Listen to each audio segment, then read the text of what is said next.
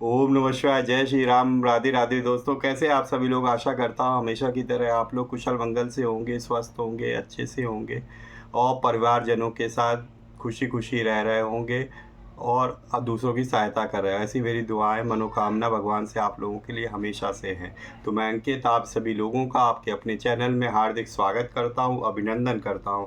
तो दोस्तों, जैसा कि हम लोग मानस संघ का समाधान की बुक की सीरीज़ लेके आया हूँ मैं। इसका जो कोड है वो 104 है और जो है हम इसमें रामायण से रिलेटेड लोगों के मन में जो भी शंकाएं हैं उनका समाधान जो दीन जी द्वारा किया गया है, उसका उन क्वेश्चंस का जो आंसर दिया हुआ है वो उनको पाठों के रूप में विभक्त किया हुआ है। ठीक है, तो एक एक पाठ हम लोग जो है लेके चल रहे हैं।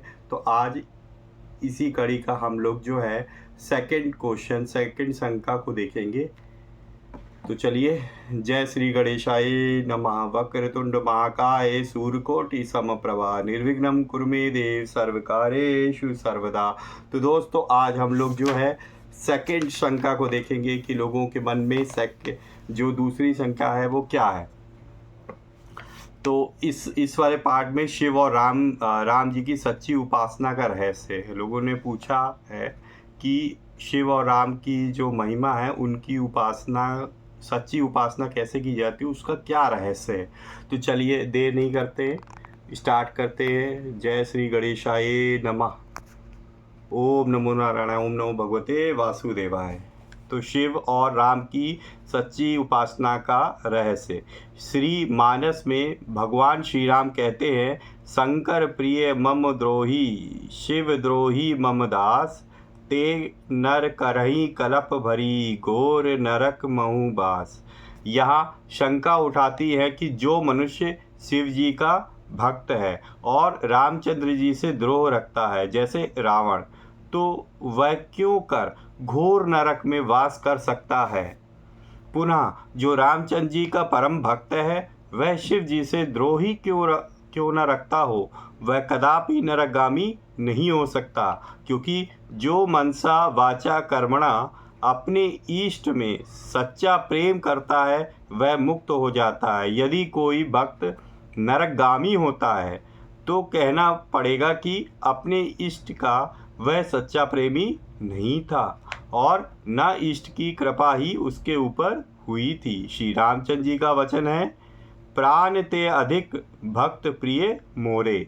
और शंकर जी और दानी प्रसिद्ध ही है, जरा सी भक्ति से त्रैलोकी का राज्य सौंप दे सकते हैं।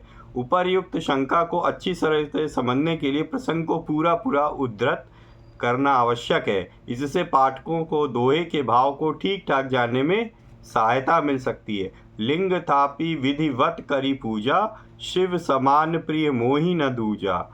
शिव द्रोही मम भगत कहावा, सो नर सपनेहु मोहि न पावा। शंकर विमुख भगति चह मोरी, सो नार की मूढ़ मति थोरी। शंकर प्रिय मह द्रोही, शिव द्रोही मम दास, ते नर करही कलप भरी, घोर नरक महु बास। जे रामेश्वर दर्शनु करही, ते तनु तजी मम लोक सिधरई। जो गंगा जलु आनी चढ़ाई, सो साजुज्य मुक्ति नर पाई। होई अकाम जो छल तजी सेई, भगति मोरी तेहि शंकर देही। मम कृत सेतु जो दर्शनु करही, सो बिनु श्रम भव सागर तरही। राम वचन सबके जिय भाए, मुनिवर निज निज आश्रम आए। गिरिजा रघुपति कै यह रीति, संतत करही प्रणत पर प्रीति। बांधा सेतु नील नल नागर, राम कृपा जसु भयउ उजागर। बूढ़ई आनहि बोरहि जेई, भय उपल बोहित समतेई। महिमा यह न जलधि कई बरनी, पाहन गुण न कपन्य कई करनी। श्री रघुवीर प्रताप ते सिंधु तरे पाषाण, ते मति मंद जे राम तजी भजहि जाई प्रभु आन। उपर्युक्त शंका में यह विचार प्रकट किया गया है कि जो मनुष्य शिव जी का भक्त है और राम जी से द्रोह रखता है, अथवा जो रामचंद्र जी का परम भक्त है और शंकर जी से द्वेष रखता है, वह कदापि नरकगामी नहीं हो सकता। परंतु यह बात भी संभव नहीं है, क्योंकि श्री मुख के वचनों से ही यह सिद्ध हो रहा है कि शिव द्रोही मम भगत कहावा, सो नर सपनेहु मोहि न पावा। यहाँ कहावा शब्द द्वारा स्पष्ट अभिप्राय बोध हो रहा है कि शिव जी से द्रोह करने वाला मेरा कहने मात्र का भक्त है, वह मेरा यथार्थ दास नहीं है। ऐसा आदमी अपने को झूठ ही रामदास कहता है।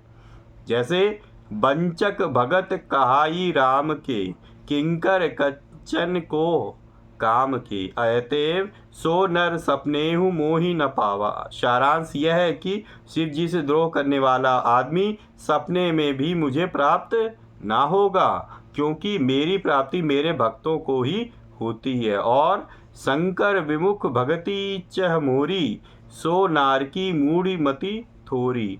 अर्थात जो शिव जी से द्रोह करके मेरी भक्ति की इच्छा करता है, वह मूढ़ तुच्छ बुद्धि वाला मनुष्य उल्टे नरकगामी होता है, क्योंकि श्री राम भक्ति के भंडारी और दाता तो शिव जी ही हैं। अतः उनसे द्रोह करके श्री राम भक्ति को पाना भी असंभव ही है। जैसे जेहि पर कृपा न करही पुकारी, सो ना पाव मुनि भगति हमारी। तथा शिव पद कमल जिन्हि रति नाही, रामहि ते सपनेहु न सोहाही। बिनु छल विश्वनाथ पद नेहु, राम भगत कर लंचन एहु। इसी सिद्धांत का निष्कर्ष प्रस्तुत प्रसंग में इस प्रकार वर्णित हुआ है। होई अकाम जो छल तजी सेई, भगति मोरी तेई शंकर देई। इसी प्रकार जो शिव जी का भक्त बनने की इच्छा करता हुआ श्री राम जी से द्रोह रखेगा, उसे अपने इष्ट से द्रोह करने के कारण शिव जी स्वयं रुष्ट होकर नरक भेज देंगे। इसके प्रमाण में उत्तरकांड में भुसुंडी जी का चरित्र देखना चाहिए। उन्हें श्री गुरुदेव जी द्वारा शिक्षा मिलती है। शिव सेवा कर फल सुत सोई, अबिरल भगति राम पद होई। रामहि भजहि तात शिव धाता, नर पावर कर केतिक बाता। जासु चरण अज शिव अनुरागी, तासु द्रोह सुख चहसी अभागी। और इस शिक्षा के ना मानने से अवज्ञा के फलस्वरूप स्वयं शिव जी उन्हें अधोगति का दंड देते हैं। भुसुंडी जी से बढ़कर शिव जी का अनन्य भक्त दूसरा कौन है? परंतु अपने इष्ट का अनादर कोई सच्चा सेवक नहीं सह सकता। और राम भक्त शिरोमणि जिन शिव जी ने श्री सीता माता का वेश धारण करने के कारण सती जैसी अपनी अनन्य प्रिया का त्याग कर दिया था, शिव सम को रघुपति व्रतधारी, बिनु अघ तजी सती असी नारी। पनु करी रघुपति भगति देखाई, को शिव सम रामहि प्रिय भाई। सिंह वेशु सती जो कीन्य तेहि, अपराध शंकर परहि।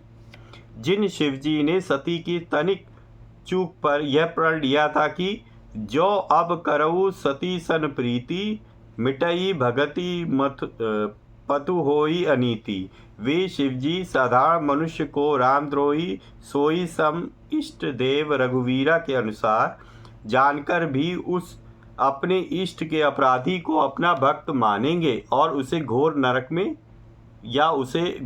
में डालेंगे। अतः राम का द्रोही होते हुए भी शिव भक्त होना असंभव है। अर्थात यह कि सेवक स्वामी सखा सिय पीके के अनुसार श्री राम जी और श्री शिव जी में अन्योन अखंड प्रीति का संबंध है। अतः जो मनुष्य इन दोनों में से एक का द्रोही होगा, वह दूसरे का भी द्रोही हो जाएगा। इसलिए जो उसे भक्त ना कहकर अभक्त ही कहना अधिक संगत होगा। और भक्त तो देवद्रोह क्यों, संसार के किसी भी प्राणी से द्रोह नहीं करता। निज प्रभु मैं देखहि जगत के ही सन करहि विरोध। पुनः जहाँ अनन्य भक्त का लक्षण इस प्रकार बताया गया है कि सो अनन्य जाके असी मति नटरई हनुमंत, मैं सेवक सराचर रूप स्वामी भगवंत। सॉरी। वहाँ अपने सेव्य के परम प्रियतम से द्वेष करने वाला नरकगामी ना हो, और तो फिर उसका और कहाँ ठिकाना लग सकता।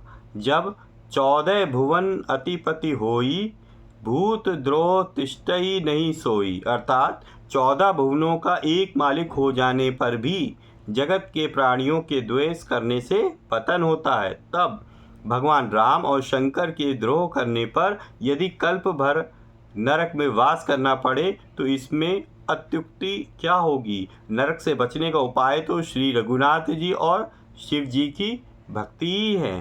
अतः जो मनुष्य भगवत और भागवत दोनों की भक्ति से विमुख है तथा इनसे द्रोह करता है, उसे महानरक मिले, इसमें कोई आश्चर्य नहीं है। इसलिए श्रीमुख से भगवान ने कहा है, शंकर प्रिय मम द्रोही, शिव द्रोही मम दास, ते नर करही कलप भरी, घोर नरक महु बास। अर्थात जो अपने को शिव का प्रिय दास मानकर मुझसे द्रोह मानता है अथवा मेरा दास बनकर शिव जी से द्रोह मानता है, वह वस्तुतः ना मेरा ही भक्त है और न ही शिव जी का, बल्कि हम दोनों का ही द्रोही है। अतः इस द्रोह के प्रायश्चित स्वरूप उसे कल्प भर घोर नरक में वास करना पड़ेगा।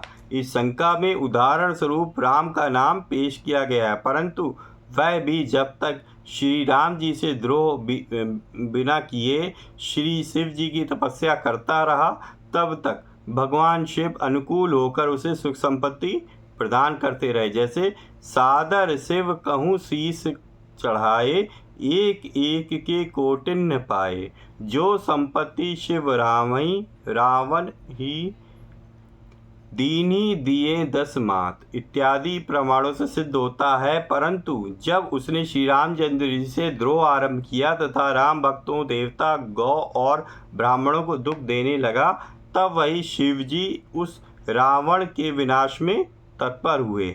जब पृथ्वी से दुखित होकर देवताओं के साथ ब्रह्मलोक में जाकर रावण के नाश के लिए पुकार मचाई, तब श्री शिव जी ने उनके साथ होकर वे जहाँ थे वहीं भगवान की स्तुति करने के लिए कहा। जैसे तेहि समाज गिरजा मैं रहूं, अवसर पाई वचन एक कहेऊ, हरि व्यापक सर्वत्र समाना, प्रेम ते प्रकट होई मैं जाना, मोर वचन सबके मन माना, साधु साधु करी ब्रह्म बखाना।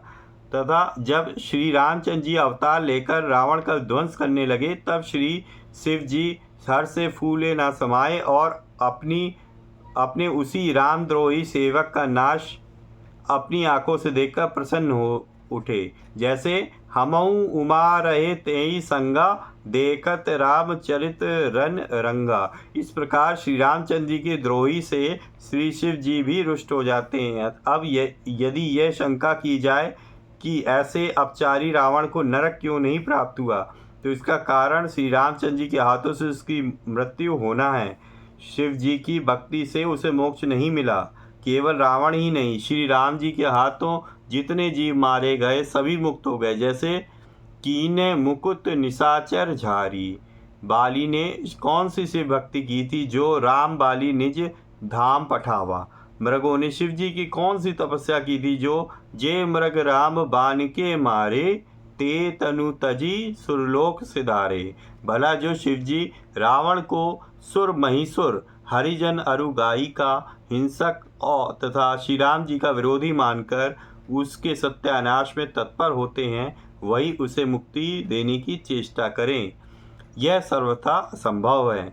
बल्कि श्री राम जी और द्रोही भी मुक्ति देते हैं, यह बात स्वयं शिव जी कहते हैं। उमा राम मृदु चित्त करुणाकर, बयर भाव सुमिरत मोहि निश्चर, देहि परम गति सो जिय जानी, अस कृपाल को कहू भवानी। अर्थात हे पार्वती, श्री राम जी का कोमल चित्त करुणा की खान है।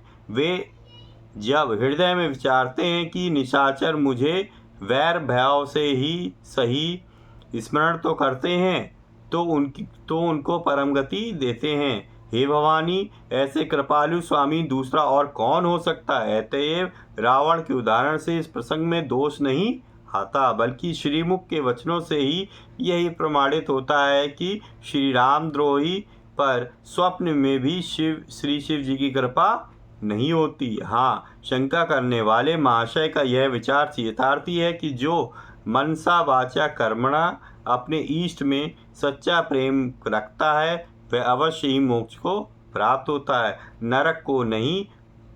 और यदि वह नरकगामी हुआ तो कहना होगा कि वह अपने इष्ट का सच्चा भक्त नहीं था और ना ही उसके इष्ट की ही उस पर कृपा थी। सियावर रामचंद्र की जय। तो ये था दोस्तों रहस्य, शिवजी और राम जी की उपासना का रहस्य। इसमें अगर कोई एक की उपासना करता है और दूसरे को अपना द्रोही मानता है तो उसे कभी फल की प्राप्ति नहीं होगी, उसे कभी स्वर्ग की प्राप्ति नहीं होगी, वो हमेशा नरक में जाएगा। ठीक है, तो ये दोस्तों था इसका रहस्य जो दीन जी ने बताया था, वो आपको मैंने कह सुनाया। आशा करता हूँ कि आप लोगों को अच्छा लगा होगा। नेक्स्ट जो हमारे पास तीसरी शंका है कि रामचरितमानस का प्रथम श्रोता कौन था, तो हम लोग नेक्स्ट सेशन में देखेंगे इसका आंसर, इसका क्या समाधान है, दीन जी ने क्या बताया इस प्रश्न का आंसर, वो हम लोग देखेंगे नेक्स्ट सेशन में। तो इसलिए नेक्स्ट सेशन को देखना ना भूलें, नेक्स्ट शंका के समाधान को प्लीज़ देखना ना भूलिए। तो चलिए मिलेंगे नेक्स्ट वीडियो में, तब तक के लिए जय श्री राम, राधे राधे।